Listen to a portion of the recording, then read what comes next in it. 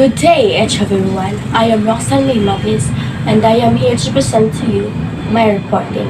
My topic is all about preventing cross-contamination during storage and preparation. Our purpose is about to reduce foodborne illness by preventing unintentional contamination of food. Our scope is this procedure applies to anyone who is responsible for receiving, storing, preparing, and serving food.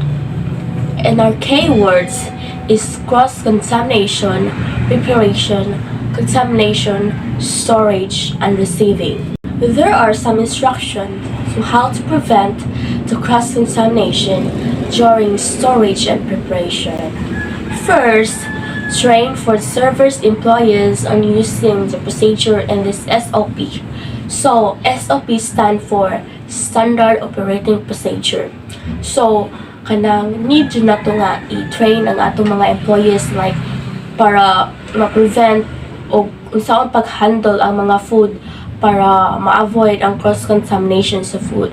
Second is follow 2013 Grand Forks Country Food Code Section General Food Storage 33 to 33 to 46 and General Food Preparation 33, 33, 49. So, we must follow these rules na naa sa kanang code nga to Section General Food Storage kay para ma-avoid yun nato ang cross-contamination kay kanang cross-contamination is ma-cause ni natong disease, mga sakit ngagikan sa food then ma-transfer sa atong self maong must follow. The third is wash hands properly. Refer to the washing hand SOP or Standard Operating Procedure. So we must wash our hands kay kini is one thing ganahan nato nga like permi natong buhaton before ta mangaon yung ana para og we need to kanang ganahan tag kanang ganahan ta og ikapon ako sa ka food safety nato kamot pero kanang before ka mag-wash dapat tarungon jud nimo wash imong kamot para way germs nga mo attach sa imong kamot para dili mabaling sa usa ka food and mag-cause siya contamination sa usa ka food or bacteria. Fourth is avoid touching ready-to-eat food with bare hands. Refer to using suitable utensils when handling ready-to-eat food. Standard Operating Procedure. So, dapat avoid jud ta og pagunit-gunit sa mga ready-to-eat food. Kay kini magud like kanang dito na kamukaon pero kanang magunit-gunit ka mga food without using some utensils. So, syempre, makakos yun na kay ang bacteria ana sa usa ka imong kamot ubalhin sa food and imong kanon manay mag-cause og sakit. So, ang ikalima is use color-coded cutting board, tongue, turners, and utensils when available. So, sa cardboard pa lamang, ay sa cutting board pa lamang, so, we need to separate the meat, vegetables, nga na, kay kung tahay, maghalo-halo. Kay some of food is makalason and dapat yun separate sila o tanganan or hiwaan sa usa ka meat and sa vegetable labi na sa mga utensils, mga turners o bags nga nagkalain-lain nga halo-haloon sa usa ka nakalain nga gamiton sa mga foods. And ika-6 is separate raw animals food such as fish, eggs, meat, and poultry from ready-to-eat food such as lettuce, melons, and lunch meats during receiving, storage, and preparation. So, manong importante nga para i-separate sila Kay syempre, mga raw animals sila na sila yung mga baho and lahi ra sa mga lettuce, mga vegetables, kay kuan. Okay pa. Pero ang raw animals manggod is kanang pwede siya madaot o kanang maghalo-halo bitaw ang kuan kay syempre meat siya need siya i-cool need siya i-freeze dili pwede nga tipon siya sa mga lettuce nga ana. So number 7 is separate different types of raw animals food such as egg, fish, meat, and poultry from each other except when combined in recipes. So, dapat daw i-separate ang usa ka ang usa ka foods, raw animals, and egg, fish, meat, poultry from each other kay kuan og magkalo-halo mo na naglaylasang fish, ang meat, and syempre except sa pag-combine nini sa mga usa ka recipes. Then 8 is store raw animals food according to standard for color storage SOP or standard operating procedure. So we must follow the storing of raw animals food sa according sa standard nga color coding or sa pag-color storage. So naatay gitawag jud nga standard for color storage. Labi na sa mga ref na pagbutang nga patakara tagbutang and duta kay balo nga ag kani kana makadaot sa usa ka karne nga ana sa usa ka vegetable mga mapatakara tagbutang at mao ni maka-cause og cross-contamination sa usa ka food. So number 9 is separate and wash fruits and vegetables from washed fruits and vegetables and other ready-to-eat food. So dapat siya nato i-separate ang usa ka human nag-wash, usa ka wa pa nag-wash, usa ka wa pa na-wash ng mga fruits and vegetables. Kay para ma-avoid sa ang contamination kung tahay managhugas ang usa tas imong itipon sa wa pa nahugasan mao nang mag-cause of cross-contamination. Number 10 is use only dry, clean, and sanitized equipment and utensils. Refers to cleaning and sanitizing food contact surface. SOP for proper cleaning and sanitizing procedure. So dapat ta gamit o kanang dry such as towel inana or kanang sa pag-sanitize sa mga utensils, equipments ay kung imong bas kung usa ka utensils mag-causes dyan katong taay bitaw nga usahay mada o kung tahay kanang taay magod is kanang gikan as just kung tahay magbasa ka sa utensils kanang sa utensils man yung mga cause o taay and that's cause cross-contamination sa food. Kay once na naay tayo ang usa ka utensils imong gamiton sa pagkaon sa food, mo gamiton how food nimo then mo rin mag-cause of cross-contamination or usa pa is maka-cause kag sakit. Number 11 is touch only the surface of the equipments and utensils that will not come into direct contact with food.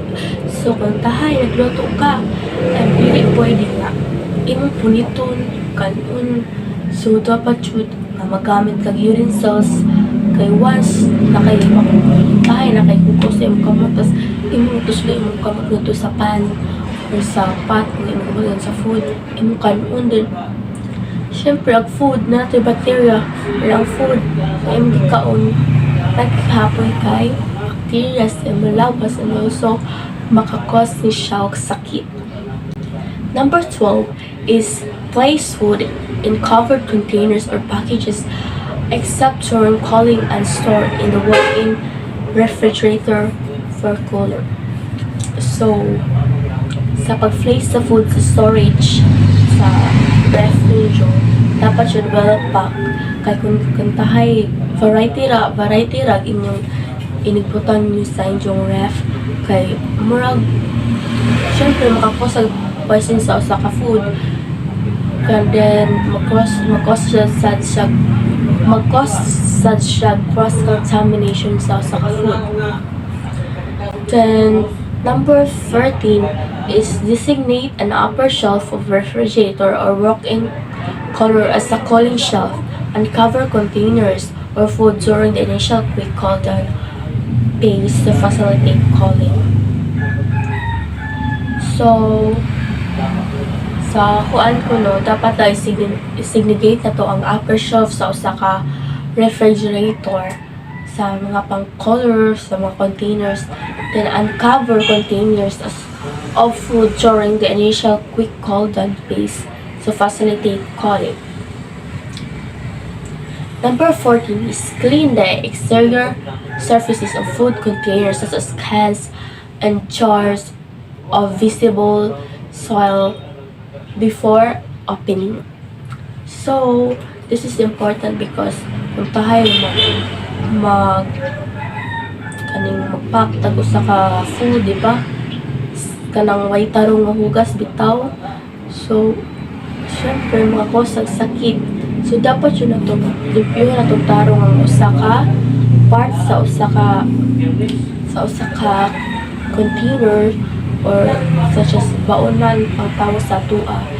Sa labi na sa kilid kaya magbilin siya o kanang hugaw or bilin-bilin sa mga luto yung unana sa imsudan. And that's why kanang dapat yun na ito.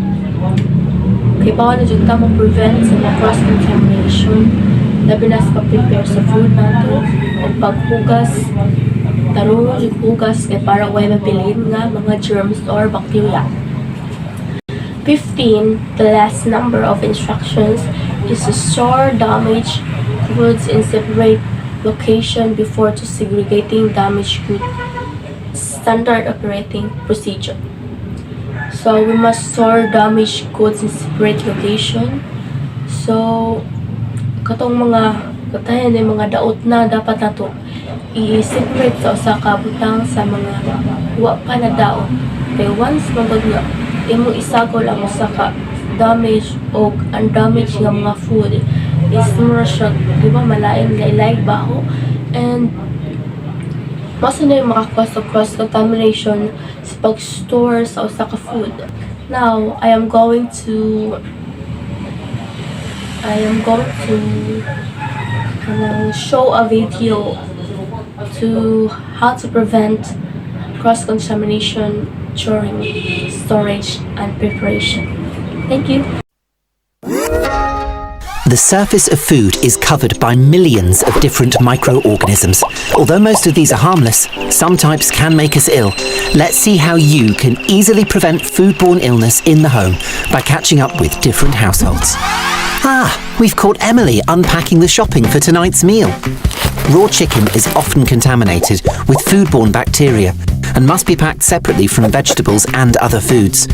No Campylobacter on my salad tonight, thank you very much. Now, let's talk about storage. Separate areas of the fridge should be used to store different foods. Raw chicken should always be placed on the bottom shelf of the fridge, away from vegetables to prevent cross-contamination. Eggs should always be stored in the fridge to prevent the growth of microbes. Before preparing and cooking food, it's essential to wash your hands. That's a nice amount of soap there, Maria. And yep, you guessed it, keep surfaces clean too. Cleaning hands and surfaces regularly helps reduce cross-contamination, keeping food safe. Good food safety also includes washing food. Washing fruit and vegetables helps remove any bacteria living on the surfaces. But don't wash the raw chicken, Thomas. It's easy to be distracted staring at your phone. You don't want to spread Campylobacter across the kitchen. After cleaning, the cooking can begin, and it looks like Lucas is busy in the kitchen. Using separate chopping boards and knives for raw meat and vegetables prevents cross-contamination. Something smells good in Katerina's household. Cooking food thoroughly kills bacteria like Campylobacter. Let's have a look here. No pink bits, clear juices, and optimum cooking temperature. Fork, please. It looks like Carmen has been cooking massive portions again. It's important to store leftovers properly in the fridge or freezer. The fridge should always be set to 4 degrees or less to stop microbes from growing. And there we have it. Wherever you live, whatever the recipe, whomever whoever you're sharing it with. Make each meal special and safe, and be a food safety champion. To learn more about food safety, visit the Safe Consume and Public Health England eBug websites.